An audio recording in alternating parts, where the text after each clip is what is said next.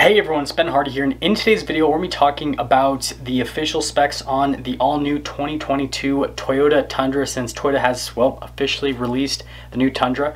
So in the first part of the video we're going to talk about the official specifications on the Tundra, then we're going to get into why this Tundra is important, my overall thoughts on it, and with all that being said, let's get into the video. So let's talk about this new Tundra, and we'll start things off with the powertrain. So first off, the powertrain for the new Tundra is going to be a twin-turbo V6. It's going to go through a 10-speed automatic transmission. Now, Toyota's calling it a 3.5-liter V6, but other sources are saying it's like 3.445 liters, so it's technically a 3.4-liter V6. Doesn't matter, it's a twin-turbo V6. Power outputs are now 389 horsepower and then 479 pound-feet of torque, which is quite a bit more torque than the previous powertrain. With that 5.7 V8, it was good for 381 horsepower and then 401 pound-feet of torque. So the horsepower increase pretty much negligible, but the torque increase pretty large.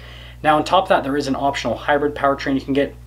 So it's paired still with a 10-speed automatic transmission, and it is also paired with the twin-turbo V6. And total power outputs for this hybrid powertrain, 437 horsepower and then 583 pound-feet of torque. So super competitive with Ford's Power Boost, and I think that's exactly where Toyota was kind of going at from an attack standpoint. So yeah, pretty crazy from a powertrain perspective. Obviously, we no longer have an option for a V8 with the Tundra. It'll be interesting to see, how die-hard Toyota people kind of feel about that. But you know what? As they say, it is what it is. So in terms of towing capacity, moving on from that, max towing capacity, 12,000 pounds, max payload, 1,940 pounds. Expect for the configuration that most people are going to get, which is a short bed with the larger cab configuration, for that to be a little bit less, so probably around like 10,000 pounds roughly, and then a payload in like the mid-teens with that. Now, aside from that, the other big change is going to be with the capability because of the suspension. So we are now going to get 5-link coil suspension with the new Tundra, which is obviously a big change from the leaf springs that you could get previously with the Tundra. So I mean, that's another cool change, and obviously that's going to help out with ride quality, all that fun stuff. Now the next change with the Tundra obviously is the exterior styling, and you guys will see that throughout the video with the pictures. So all new exterior styling, and then all new interior styling as well. And you guys will notice, especially with like the higher up packages, the interior is really nice on this Tundra. Exactly what I thought Toyota was going to do is just really bring up the design and then the interior materials, especially on like the TRD Pro package, where it's got like the print on the seats and everything looks really cool, kind of like that army military theme. I think that is a really cool move for Toyota to go for. And then aside from that, speaking on other elements within the interior, you can get a full digital gauge cluster in the higher up packages, which is absolutely massive. Looks awesome, you guys. Again, we'll see it in the photos. And then you can now get like a 14-inch infotainment system, which, yeah, it's pretty crazy. The standard infotainment system is going to be 8 inches, but 14 inches. I mean, Ram and Ford are like 12 inches, and this is 14 inches. It's like truck manufacturers are like, oh, who has the highest towing capacity, and then who has the biggest infotainment system. It's like everything has to be bigger in trucks, apparently, which is kind of interesting, but it's at least cool that Toyota decided to go for that. And then going back to the gauge cluster, the standard gauge cluster, however, is still going to be like analog gauges mixed with a screen in the center, kind of well, it's not similar to the old Tundra because it looks a lot better, but like similar kind of formatting, I guess. So if you don't like the full digital gauge cluster, that's not the only gauge cluster you can get with the Tundra. Now from a package perspective, it sounds like the packages are going to stay the same, and that was expected. So you'll have your SR, your SR5 Limited, TRD Pro, Platinum, and then 1794 edition. And then expect pricing to just be a little bit more than the previous generation. So it'll start somewhere in the mid to high 30s, and then fully loaded with all the options, it'll probably be low 60s, maybe mid 60s.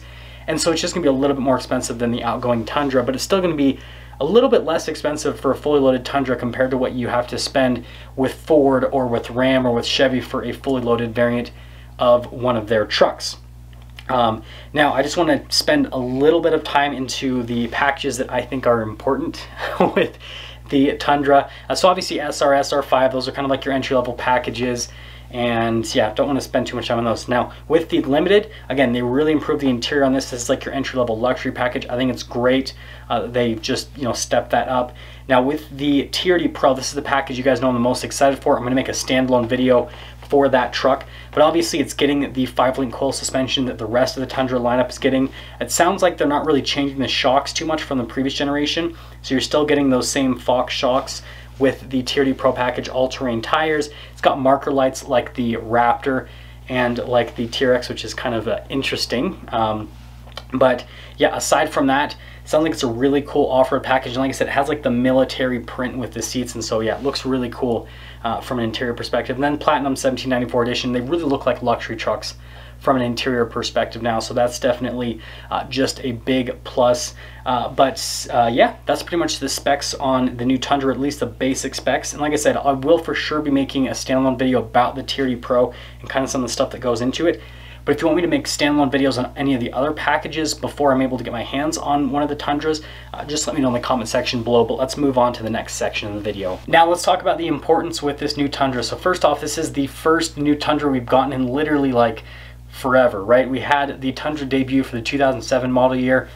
They did some refreshes throughout, a big refresh in 2014, and then they kind of slightly tweaked things from that point on, obviously up to 2021. But yeah, really exciting that we're finally getting a new Tundra, so that is obviously big news. And then obviously this is a huge departure from what Toyota normally does, because you know what Toyota has done for the longest time with a lot of their cars is using old school engines and transmissions because they're super reliable. And now we're finally getting some Toyotas that have some modern tech from, you know, an infotainment system perspective, but then also from a powertrain perspective. I mean, twin turbo V6 with a 10-speed automatic transmission, that is a far cry away from a naturally aspirated V8 with a 6-speed automatic that's like, you know, decades and decades old. So that's really exciting stuff. But overall, what do I think of this new Tundra package? I actually think this is absolutely awesome. I know that a lot of people are going to be, you know, crying that there's no longer a naturally aspirated V8, and that's a big mistake. But just look at Ford, for example. So Ford still offers the 5.0 V8, but they also obviously have the EcoBoost, and then now they have like the Power Boost as well. And Ford outsells the 5.0 V8 with the EcoBoost by a massive margin. Pretty much all trucks purchased with Ford have the EcoBoost, whether it's the 3.5 or the 2.7. They sell a lot more of the 3.5s than the 2.7s, but they barely sell any 5.0s. And I see it when I go to dealership lots. Like whenever I go to these Ford stores, they'll literally have, you know, right now there's like no trucks, but when there were trucks, they would have just lines and lines and lines of EcoBoosts. And then they'd have like one 5.0 V8 on the lot. And it's not like the 5.0 would sell right away. It would actually sit in the lot for quite some time because people, you know, want the EcoBoost. And so Toyota sees that. And so, you know, obviously, again, you'll have the die-hard V8 fans that'll be upset about it, but for the average consumer, it's the right way to go because it's going to get better gas mileage. It's going to give a better experience from a towing capacity perspective and an acceleration perspective as well. And then for the off-road enthusiasts with the TRD Pro, especially with that hybrid powertrain, that thing is going to kill it off-road because you're going to have so much instant torque from the electric motors. It's really going to help you dig out of nasty situations. But then having that much power off-road, it's basically going to be kind of like a baby Raptor in a sense. But again, I'll make a video on the TRD Pro kind of talking about how competitive that is with the Raptor and with the TRX as well.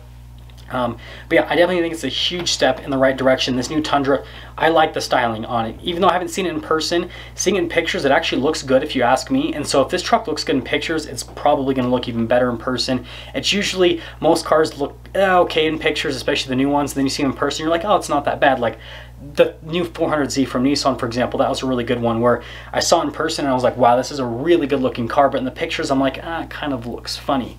But this one, I think it's going to look really good in person. Interior, I'm absolutely in love with it. I love the different themes they've done with it, and they've really brought things up. But they've still kind of held true to like Toyota's overall ethos. If you look at a lot of the controls in the interior, they still have that kind of like they still use kind of like some plastic and some rubber to still give that like durable Toyota look in the interior, because I mean that's what Toyota's all about, is durability and reliability. So they brought this truck into the modern world, but they still kind of held true to a lot of their ethos from the past. So yeah, I'm all about it. I'm really excited for this new Tundra, and I don't think it'll necessarily make it so that Toyota is as competitive as the American brands, you know, Ram, Ford, and Chevy. But I think that it's definitely going to pull some market share from Nissan, and I definitely think it will pull some market share, especially from Ford, but also a little bit from Ram and from Chevy, but not as much because, you know, Ford buyers are already accustomed to having a V6. So for them to go from one V6 truck to another is not a big deal. Ram and Chevy buyers, not so much, and so they're going to have to give up a V8 to go to a V6. So I think it'll be a little bit of a harder sell, but I think that some people will still convert, and I think this will overall help out with Toyota's sales, especially considering the fact that they chose to go for that coil suspension. Because again, if you look at everything that Toyota's done, we're going to get a Tundra that is going to accelerate quick and smooth, and it's going to have a really smooth driving experience because of the upgraded suspension. It's going to have a nice modern interior. Like, there really isn't anything that is negative about the truck from a truck perspective, and then also from a daily driver perspective. So yeah, I think overall it's a positive. That being said though, I'm going to sum things up because this video is getting a little bit too long.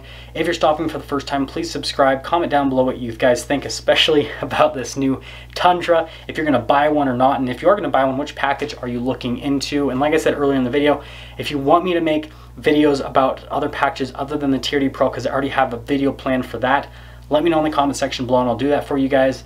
I'll see you.